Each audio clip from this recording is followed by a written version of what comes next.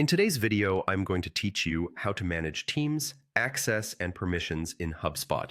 Whether you're setting up new users or just refreshing your skills, this guide will help you navigate the hub effortlessly. Let's dive in. First things first, let's get you onto the HubSpot website. Open your preferred web browser and type in the HubSpot URL. Once the page loads, direct your attention to the top right corner of the screen where you'll find the login button. This is your gateway to accessing all the features HubSpot has to offer. After clicking Login, you'll be presented with several options to sign in. We're going with the Sign in with Google option today.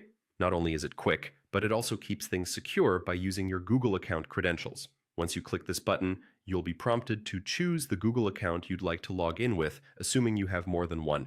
Select the appropriate account and let it take you to your HubSpot dashboard. You're doing great. Now that you're logged in, it's time to head into Settings. This is where all the fun begins. Think of the settings as the command center for managing your HubSpot account. Look around the page until you spot the settings icon, often resembling a gear or cog. Give it a click to move on to the next step.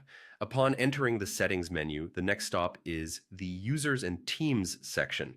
This is where you can add or manage the people who have access to your HubSpot account. Clicking on Users and Teams will reveal your current users and team structure. Here's where you can add new members, and trust me, it's as simple as pie. To add a new user, locate the Create User button. This button starts the process of inviting a new member to your team. Have the email address of the person you want to add ready, as you'll need it for the next step. Once you've got that, enter it into the appropriate field. Be sure to double check for any spelling errors to avoid sending the invitation to the wrong person. After typing in the email address, click Next. You'll be directed to set the user's seat assignment, which determines their roles and permissions within HubSpot. Make sure to assign the correct level of access according to their role in your team.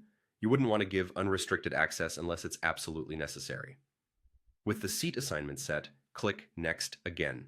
This will bring you to the final step of creating a new user. Double check that all the information looks correct. If it does, go ahead and click Create User. And there you have it. You've successfully managed to add a new user to your HubSpot account. Remember, accuracy is key, so take the time to review each step. Feel free to rewind and watch this video again if you need more clarity. Happy managing.